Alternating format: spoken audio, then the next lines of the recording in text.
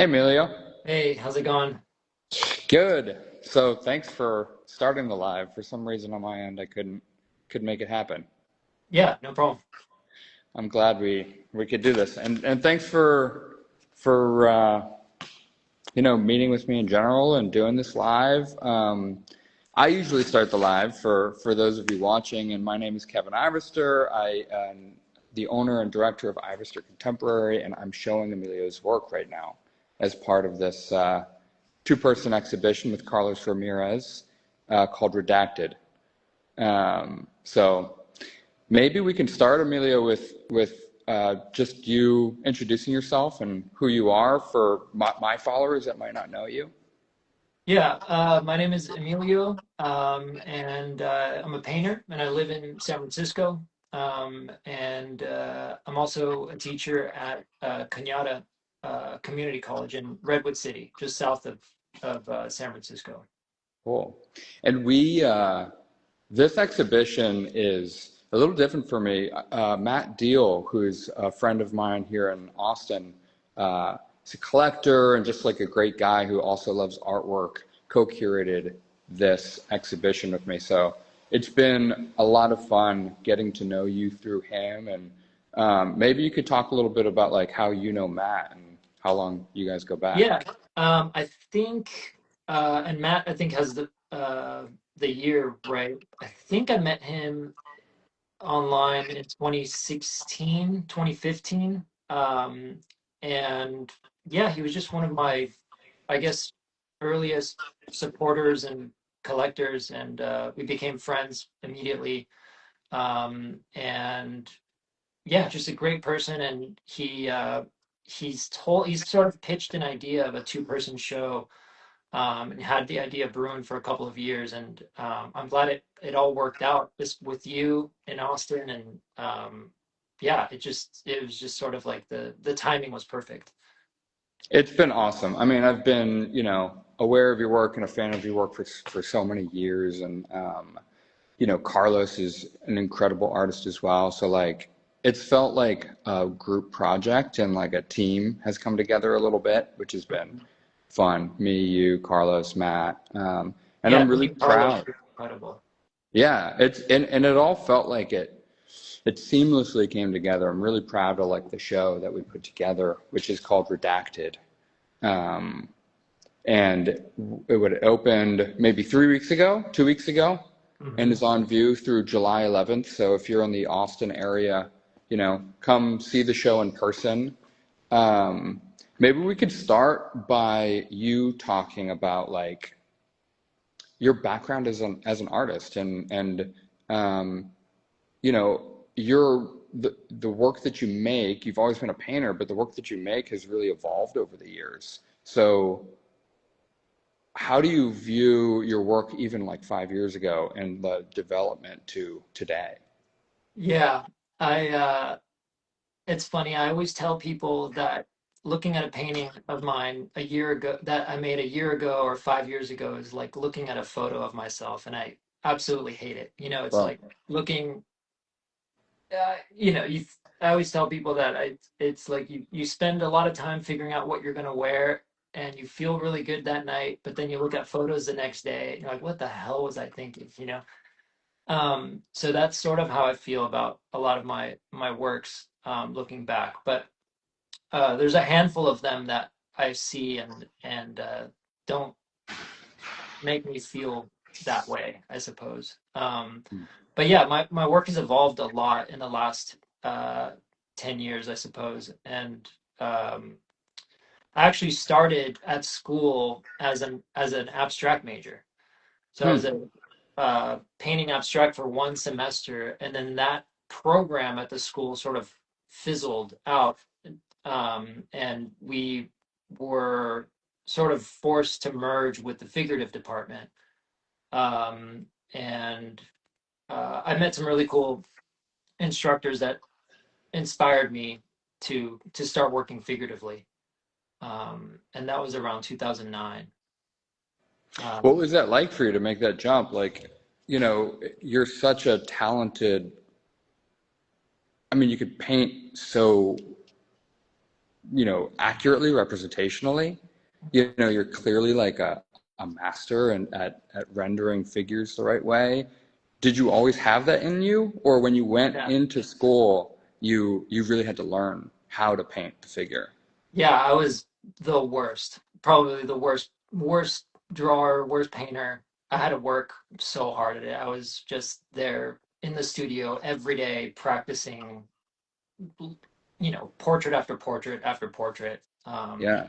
And in retrospect, or I mean, thinking back, it feels like I was doing it for so long, but it really only took, a summer to like get in the routine of painting every day. Hmm. And yeah, I remember that first summer of switching over to the figurative department or merging with the figurative department. I spent I think 2 months just painting black and white heads, like portraits from Velasquez. And yeah, that's how I sort of learned, was just by painting from books and whatnot. So your old work is really accurate representationally. Um, And over the years, I feel like you've slowly abstracted your figures. Yeah. And I'm going to turn the camera around and show, like, kind of our viewers and for those who are unaware of Emilio's work, where he's at now. So how do you get to this point from painting so realistically in the past? Yeah, it's just been a long journey, of inspiration, looking at artists, painting, um, thinking about art, drawing, and teaching too, I suppose. Um, it's all of that baggage, I guess, that just ends up on canvas somehow, one way or another. Um, and I'm a huge nerd when it comes to art history. So every year, I always feel like uh, I have a new handful of heroes that I'm Hmm. thinking of. Um, and yeah, those heroes like play a huge role in the direction of my work. Um, and yeah, I think I just saw a note there about painting from memory. This show is, I think it's the first show where I want to say like 99% of the work or 90% of the work is painted from memory, and there's no pre-sketch, nothing. Everything starts on the canvas, and uh, they're discoveries. I'm essentially discovering what I'm going to be painting or the subject matter on as I'm doing it. Um, I wish I had photos of all of the different stages of each painting. Um, some I do have somewhat of direction of storyline, but for the most part, they all start relatively similarly with just a random portrait and a tabletop, and they all start off pretty much as the exact same composition, and then they evolve. Interesting. What's the exact composition that you think they all start with? They all sort of are similar to maybe the computer painting in the back, the smaller one, the first office painting, Okay. or similar to the cookies in bed painting, where Nice. there's one or two portraits, and then there's a horizontal line and sort of a tabletop or something like that. Yeah. Um, Here are like the these, office yeah, pieces. these compositions. And I feel like I've always been, there's something there that I haven't figured out yet within this composition. Um, Interesting. and yeah, I mean, I could probably gather images of all the paintings that have this exact sort of uh, spatial breakdown. I see what you mean. So like there's like a table. Let's see if I can get my finger in here. This almost like a horizon line, really. Exactly. Yeah. And then And a figure in front and then a figure in back. Are you thinking about that like foreground, background, and that like split in the composition? yeah, I think I've always just wanted to ground whatever it is that I'm painting. And I remember, this is so funny, but I Hmm. remember in second grade, I think we were all supposed to be drawing a horse in class, or I don't remember, but uh, the teacher like held up my drawing, which was terrible, but I she was bet it like, wasn't. she was like, "Look what Emilio did. I guess I was like the only person that put little grass lines where like the horse, the feet or whatever are on the ground, and I put like Uh-huh. little representations of grass, I guess, sticking out of the ground instead of actually putting a line down or something. And I think I've always done that with the work, whether it's putting a shadow down on the ground or some sort of horizon line or background. Even if they're floating, there's still Hmm. some sort of like background, you know? Well, it's funny you say that because I feel like some of your older works, like you're stacking, almost collaging objects, Yeah, stacking, and it's almost like everything is floating, and yeah, like there is no environment necessarily. yeah. Uh, Almost like took over the environment. yeah.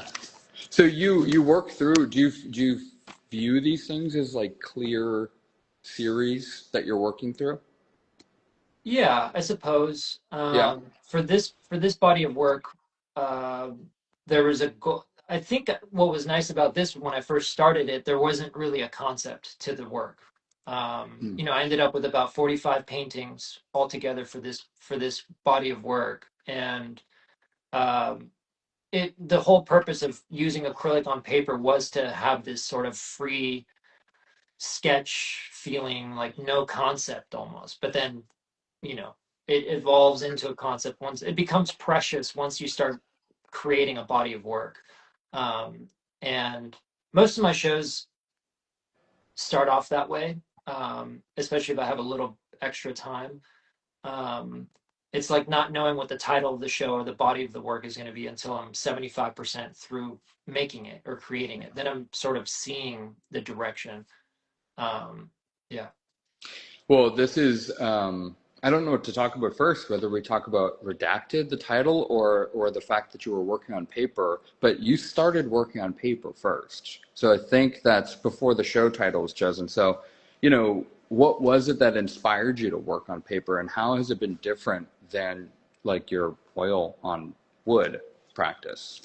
The works on paper, I've been working on paper for a couple of years now, maybe since 2020 or 2021, acrylic specifically, or maybe it was 2019 actually. And they were just sketches, just, you know, it dries a lot faster than oil. You can layer easier, it's cheaper. And it's just something that I could make like 5 acrylic paintings in a couple of hours or something. Just, you know, sketch. It's almost like a sketchbook. And then over the years, they started becoming more and more serious, I suppose, or precious. You know, I started Yeah. really falling in love with the medium, the immediacy, not having the stress or the pressure of creating an oil like masterpiece or a finished oil painting. You know, and yeah, they were just a lot of fun to create. And then they started informing the oil painting, Hmm. um, in terms of shape and process of just being able to layer paint without really worrying about consequences, I suppose. And in terms of like layering wet on wet or getting muddy paint, or you know, or not being perfect or whatever, allowing paint to look like paint, which I've always admired in uh, paintings at museums, you know, in galleries or whatnot.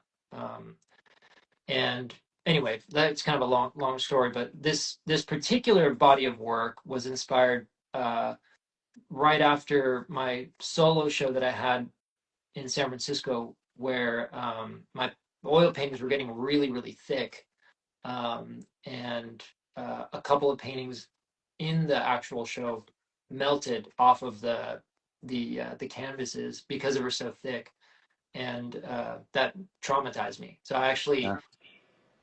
needed a break from oil painting. You know, it scared me. I was scared to go back to oil painting, um, and actually taking a trip to Austin, and seeing the Richard Jordan show sort of reinvigorated me and That's so cool. inspired me to go thick again. And Yeah, that was at McLennan. And just like insanely thick paintings that are fully abstract but definitely have a relationship to your work. Yeah, no, I mean, I guess it was serendipitous that, I had no idea what was at that gallery. Walk in and immediately was just like, wow, I needed it. It was Yeah. almost like going to church or something. Like it was Yeah. that impactful. I've been thinking about his paintings every day since I got back. Wow. Yeah. And yeah, a couple of the other artists that I'm into at the moment are Gillian Ayers, uh, British artist, and similar actually to Richard Jordan's work, some of them, and and then Leon Kossoff, British artist as well, Okay. similar to Frank Auerbach, or in that sort of group or whatever. Cool. And yeah, Well, you mentioned these sort of works on paper being more immediate and originally less precious, and then over time you starting to be able to take them more seriously and seeing them for what they are and really putting the show together. And I mean, I'm really proud to have like a massive suite of your works on paper. They do feel different than your oil paintings, but they also feel like very serious and very complete and like your work. Um, do you feel like and you talk about it informing future oil paintings. Do you feel like it's like, I don't know, do you feel like you're organizing information on the canvas differently or on the picture plan, I should say, differently than your oils? Like, are you treating the surface different? Do you think it's going to change what your compositions and your oils look like? I feel like they already sort of have compared yeah, to what was it? Everything is everything. Is that what the everything's show? something. Yeah, Everything is something. Yeah, which again were like these heavily almost collaged feeling like, you know, things were scattered everywhere. Um, these feel very sort of psychological portraiture and I don't know, very thoughtful. I'm gonna turn the camera around and like show these two pieces, which are some of my favorite in the show. Um, which I mean, there's almost like this sort of like haunting feeling to some of them too. yeah. Those were actually some of the first ones that were created for this body of work, um, and I think you could tell because the paintings got a lot thicker as they were getting closer to the show, to the final date. Um, and yeah, both of these paintings, this one's of Michelle in an imagined bathroom. I was picturing what her grandmother's bathroom looks like in Mexico. Hmm. Um, and um yeah, so this one was a bit more of a controlled portrait, playful. Um, I guess there's a little bit of a Philip Guston pink Yep. there that people might recognize. And then yeah, this one was again another imagined portrait. And most portraits usually start off as portraits of Michelle and my wife, and then Hmm. selfishly they end up becoming self-portraits. So yeah, this was a painting of a cat that was following us around in Europe or in Italy, in a specific town in Italy. There was this Airbnb that we stayed at, or a little like hotel bed and breakfast or whatever. And yeah, there was this cat that just was following us to our hotel, our room, and then to the dining area.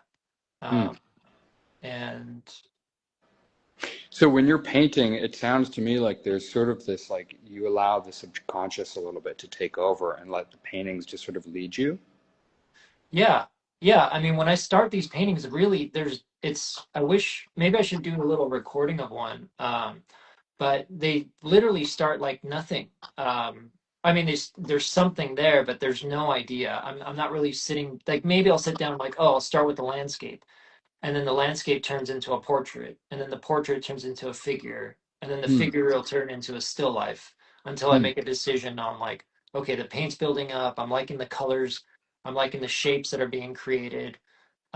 Like for example, this one here on the right, this is one of my favorites from the show, and one of the last ones too to be created. And the I think this portrait was actually facing to the right, or maybe there was a massive, massive portrait, like a very vertical portrait that Right. was taking You can over the sort of whole see thing. that in the black paint, like the Yeah, thickness of the paint. Yeah. totally. Yeah, those shapes, those curved shapes are it's like a very symmetrical portrait that somehow turned into this. And the show, because of how fast the works are created in terms of the actual session. So it could be multiple. This one I think maybe was 4 days, four different sessions. So there's almost four different paintings under there, Hmm. or including the final piece. I've gone through so many inspos, and I think this specific one, it's almost like the idea of a German expressive painting without it necessarily mimicking one particular artist, if that makes sense. There's a little bit of Max Beckman in there. There's a little bit of some Bay Area artists, obviously, maybe John Brown, David Park, a little bit of Frank Auerbach. So I'm sort of pulling from my favorite artists, and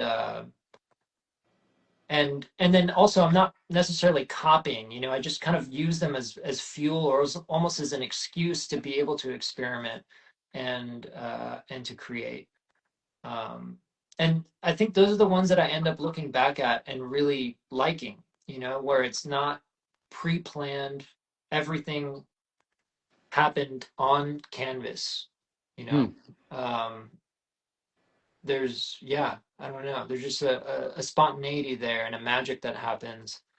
Um, Well, and I love that the history in like these sort of, I don't know, now they're blacked out, but clearly these yeah. past paintings are still locked into the medium. And that's just a result of you always painting so thick. hmm Yeah. Yeah, and it's with the acrylic on paper as opposed to acrylic on canvas. For me, I've experimented with acrylic on canvas, and I just do not like the way it builds up. There's Hmm. something about the acrylic on paper that builds up properly. Yeah, And maybe I'm just using cheap canvases or something, but the way that the paint builds up on the paper, I've always liked that, and I've always liked going when I go to galleries and I see paintings on canvas, and I always think they look like they're painted on paper. Um, Alex Kanevsky does that. Jennifer Paczynski does that. Um, and they always had this surface that seemed very magical. And you look at the side of the piece, and it's always on canvas. interesting. Yeah, Um, I mean, you clearly look at a lot of work. Do you consider that as part of like your practice? for sure. Yeah. Yeah. But then when it comes down to the actual painting, it's hard for me to have. I don't have paintings out or anything. Like I'm not, looking at Referencing. Yeah. exactly. Yeah. So I'll soak it all in, think about it, and then execute without any reference. Um, And I listened to a different podcast that you did recently about work on paper, painting, different art forms and the hierarchy of different medium. Do you care at all about that? no, no, Yeah. no, not at all. Maybe it's funny because maybe I do care about it with my own work. Maybe I was a bit hesitant and insecure about having a show of works on paper. Hmm. But for me, I've never, when I go to museums and galleries, it like either whether it's on paper or canvas, oil, acrylic, ink, pencil, it's all Yeah. this, it's all good.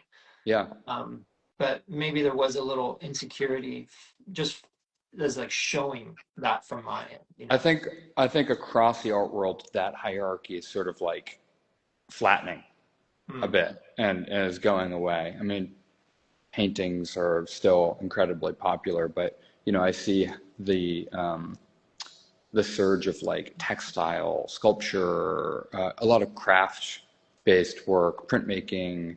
Um, Everything feels like it's sort of, falling into the same tier of seriousness, which I really invite because I agree with you.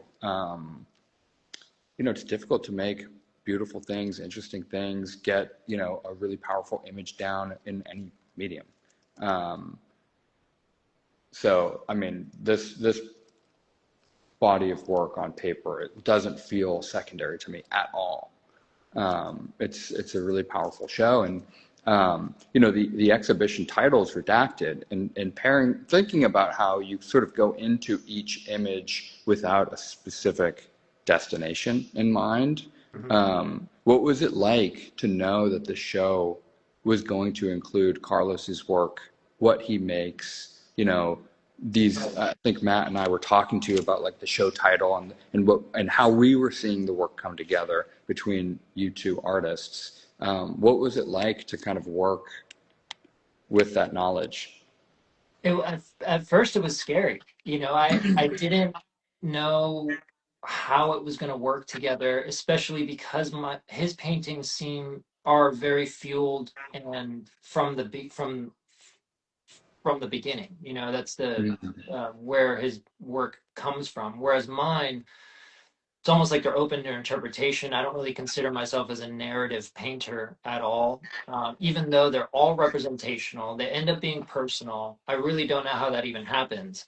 But there's no, oh, I'm going to make a painting of, I don't know, my walk to work today or something like that.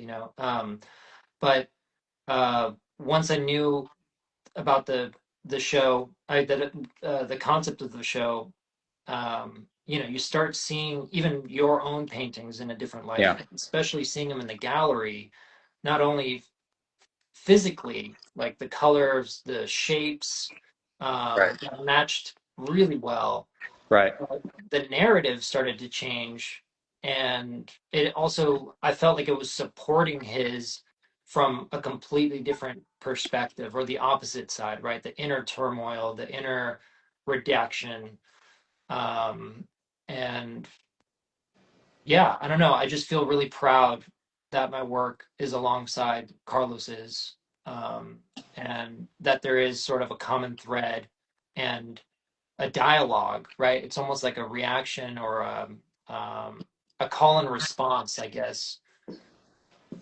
Yeah, I mean, I think it's amazing how the show came together. Even like you said, color palette, form. There's some specific themes that start to come through more. And just for the viewers watching this that are sort of unaware of what the show concept was, Carlos is making work that's clearly reactionary to the political climate, with ICE specifically, and Emilio's work being these like sort of, a lot of them to me feel like these psychological portraits that are sort of like shocked, and it's just the way that I feel when I'm consuming all the news in the world and feeling sort of like, wow, how do I go on with my day knowing this? And like this portrait right here is how I feel, and it's like I still need to carry on. This portrait smoking a cigarette with like this grate behind it. I just feel like is a really powerful and um, just depiction of how a lot of us feel right now. Um, and that's paired with Carlos's work here too.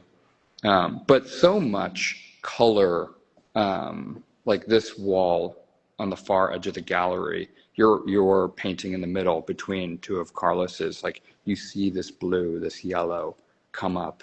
What was that like to kind of walk into the gallery and see? I don't know, just like Yeah, everything work felt like we were in conversation like every day with each other about all these different things. absolutely. Meeting Carlos was amazing. What a sweetheart and Yeah. an incredible soul. And I yeah, walking in and seeing the colors that were playing off each other. And actually, what's funny is this specific piece was the only one that I had Carlos's work in mind. And I was like, how do I make a narrative piece? Mm. And so this piece was actually a direct response, like conscious response or effort, I suppose, to make a piece with Carlos's work in mind and what's happening in mind, and with my version of it from my perspective, I suppose. You know, Um, one of my favorite pieces that feels really perfect for the show is this piece here, Candles, which, you know, I can't help but lay my own interpretation over it. But I'm wondering, like, what were you painting here? yeah, like a lot of my works, there's no narrative, you know, it's there's a discovery, and I think this one sort of ended mid-discovery. Like I was able to resolve it with the candles right on top. So this is Hmm, actually a good example of what my paintings look like, maybe with two passes or even a single pass. interesting. Um, and then you just paint over that. And I think that's what I'm trying to get closer to now is trying to not over polish, I suppose, or over edit. Um, and yeah, Hmm, putting the grid on top, you know, essentially what I was going to do is probably paint over those figures in the back completely. Um, and yeah, and it ends up looking like someone's, you know, behind bars or whatever, and they're reaching out for something, and then there's the candles up front. Um, but that's actually a palette on the bottom right, right. which is a huge Right here. recurring theme in my works, which I was just noticing today, looking through the body of work. Is can't believe how many paintbrushes and palettes I paint. It's Paintbrushes, palettes, grids. Yeah, there is like sort of this repetition in your work that I think is it's really interesting to see how they get reused. It's almost like learning an inside joke or something as I look around at your work and I start to see, you know, Mhm. um, repetition. Yeah, um, yeah, and that comes from, you know, painters like Alice Neal, Philip Guston, Picasso.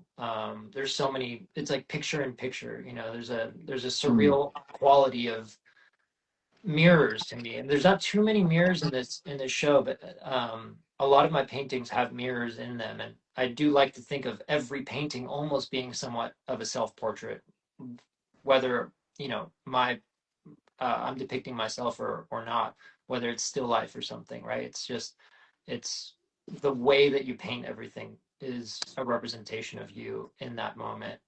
sure, sure. Well, I mean, it's you know, such an honor to show your work.